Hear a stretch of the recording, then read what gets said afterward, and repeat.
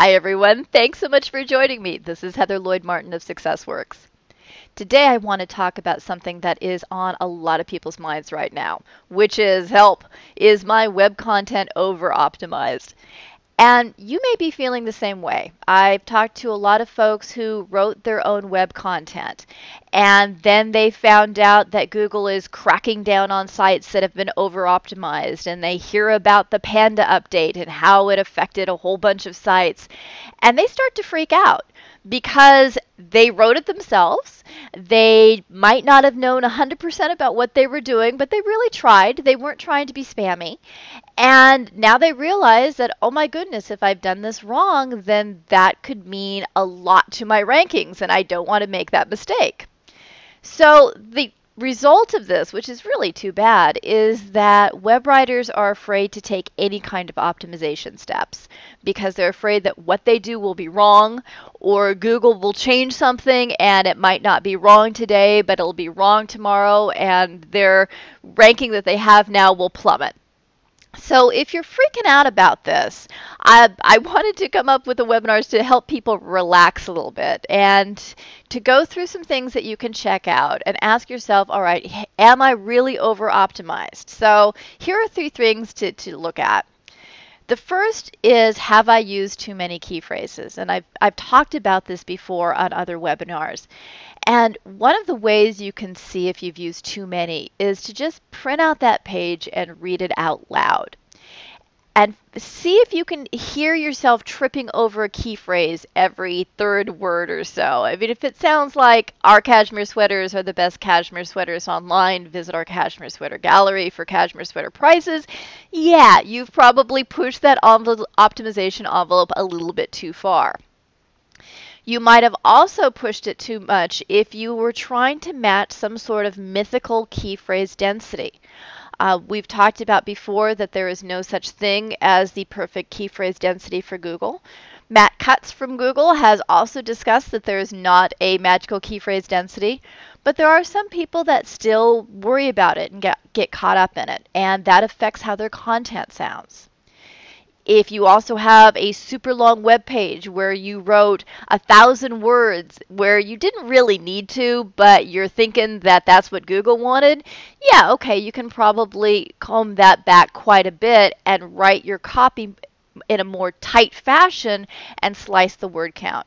So really get in there and try to figure out if the copy that you wrote is great for your readers, or if you might have tried to write that copy to get good rankings in Google.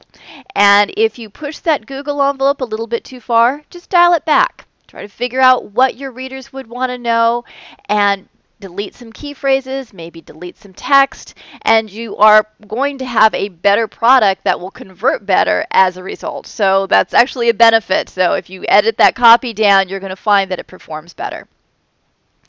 Another thing to check out is if your bolding and linking is out of control. And I will see this a lot on small business sites where they think, okay, so if I bold all of my key phrases and I link everything I can possibly think of, that will help me with Google. And it really doesn't. Hyperlinking to related pages, that's good. You want to do that.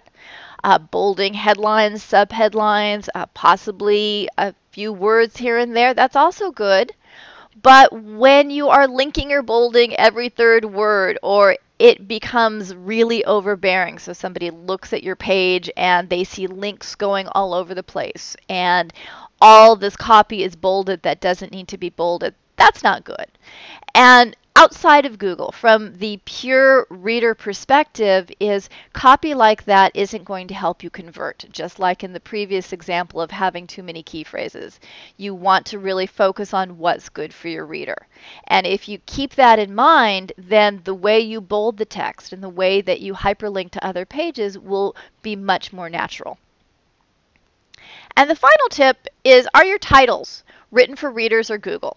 And titles, as we know, is that clickable link on the search engine results page. So it should be written like a compelling headline. Yes, it should have key phrases. There's another webinar that's on the SEO Copywriting channel that talks about how to write titles, but it shouldn't be every key phrase you can possibly think of separated by commas.